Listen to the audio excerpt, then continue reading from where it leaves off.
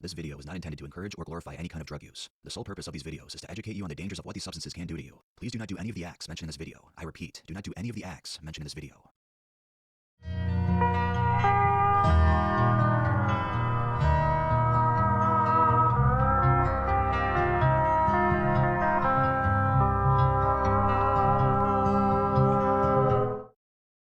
Welcome to the world of Tales from the Trip.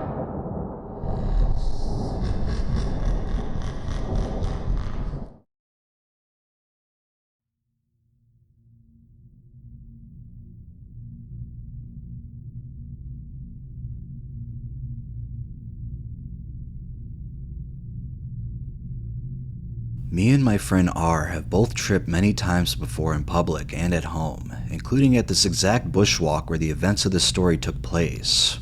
At a water park, beaches, the city, malls, cinemas, ranging from 1 to 3 100 microgram tabs. The most amount of LSD my friend R ever took was 3 tabs. A day I will never forget as I ended up ego-deathing off 2.5 tabs while him and another friend, N, who was off 4 tabs, were both smoking blunts in my room having a chill trip while I was curled up on the floor of the bathroom, afraid I was forgetting how to speak English. R had been talking about wanting to have a mind-blowing trip and was planning on taking either 4 or 5 tabs for it. Me, N, and R all met up and dosed. N took 2.5 100 microgram tabs, I took 2, and R took 4. We reached the start of the bushwalk, and we were all beginning to trip. I had that classic persistent acid stomach nausea that prevents me from eating any real food until I wake up the next day. As we entered the bushwalk, my friend N pulled out a joint and started to smoke it. It had only been 1 hour. We saw hundreds of real bats above us, which we all agreed was awesome, and came across this crazy looking tree with all these roots in the ground. The ground was quite muddy, but we handled it and made it to a bench where we all sat down. N continued smoking, and R claimed that he was having incredible visuals. N then stated that he felt he was already coming down, even though we were just 2.5 hours into the trip. I believe that this was due to N's autism and antipsychotic medication. N then states that he wants to get food. Me and R both knew we wouldn't be eating for a long time, so N decided to leave us. This definitely dampened the mood for us a little bit. I then decided that we should go back into the bushwalk, retracing our steps. We're walking along and the ground is still extremely muddy, and we get to this massive muddy puddle. I leap over to the other side, but my friend R is taking his time. I keep pressuring him to make the jump, but I can see he's getting more and more anxious just waiting there. He seems to be terrified of getting his shoes dirty or slipping. After about 10 minutes, he finally sprints across, making it to me. We're both entering our peak stages now, around 4 hours after initially dosing. All of a sudden, R starts panicking that a landslide is happening. He claims that he legitimately hallucinated a landslide, and I believe him. However, during the freakout, I was confused. He began running up the path, shouting at me to follow him, and so I did. He then climbed up a massive rock, clearly off the trail, and continued up into the bush. This is when I should have just left him. I climbed up the big rock too, and I see R in some dude's backyard. He's screaming and flailing his arms, shouting things like, "Help me! N-bomb! N-bomb! Thought loops!" I follow to try and help because I don't want to leave him, and I'm still kind of baffled, unsure exactly what is happening as his freakouts seem to come out of nowhere. His panic seeps into my psyche, and I think I'm screwed because I just saw a big private property sign where we entered, making me think that we're both about to get shot and killed by the owners of the house, even though guns are illegal here. R climbs over another fence and I follow him onto a road in the street, and I feel a great sense of relief and a bit of euphoria as we are no longer on the private property. My friend, on the other hand, still thinks something is terribly wrong. He's screaming, trying to call the police and ambulance, and then he gets on his phone to his mom.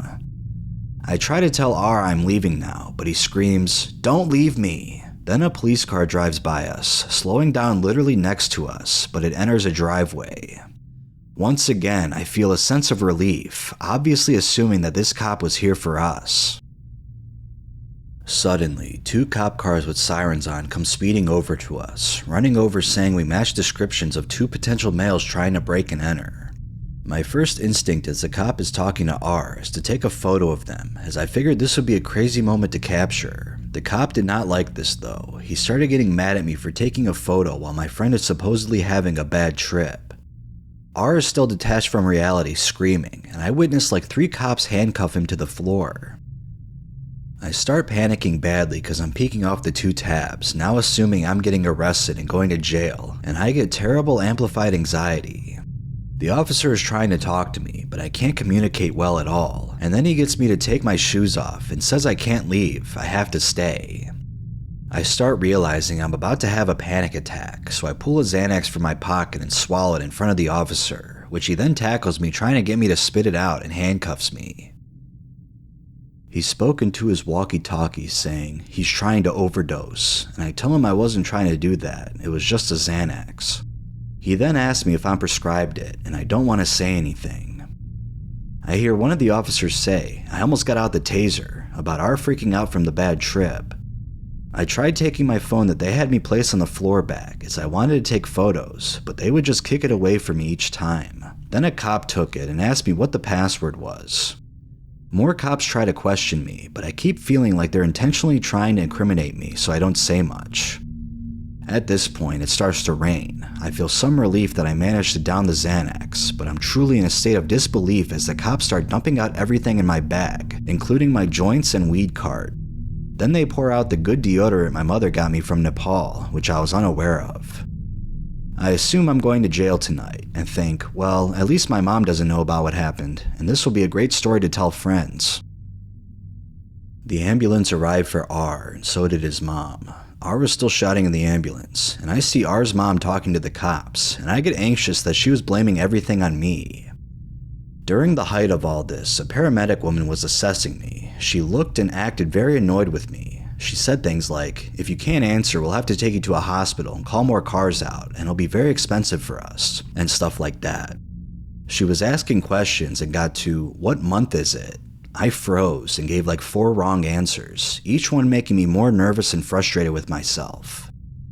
I couldn't get it, so I guess they decided I wasn't fit to go home on my own, which was all I wanted and would have made my night. But instead, my whole entire family was informed about the situation by the cops and were waiting for me when I got home in an ambulance. I was still tripping so hard that while I was in the ambulance, the cops and paramedics told me I was being taken home, and I assumed they were intentionally messing with me and that I was still going to jail. When we arrived home, the paramedic took me to my house. I thought he wanted me to search my room and give him all my drugs, and I started to walk away, but then the paramedic pulled me back and gave me to my family. I found out a few days later my younger brother snuck into my room and threw away my weed carts because he heard I was coming home in an ambulance from a drug-related incident, and he thought he was doing the right thing. I got no fines because all I had was weed, so they gave me a warning, and I wasn't identified as trespassing, but my mate R got hefty LSD possession and trespassing fines. No charges though. My mom has since told me that the phone call she received that day was the most terrifying experience of her life, and that she's had nightmares about the incident. So have I. After hearing about what happened to us, my friend N has stated that he will never trip with me again. Since this fucked up LSD trip, I've tripped with R again. We both went to the beach with N and had a blast on 1.5 tabs each, without telling N we were tripping. While we were hotboxing a bathroom, someone came banging on the door. Initially we thought it was N trying to get my weed cart, but as the banging continues, we both get extremely paranoid that it's the cops, and so we dip.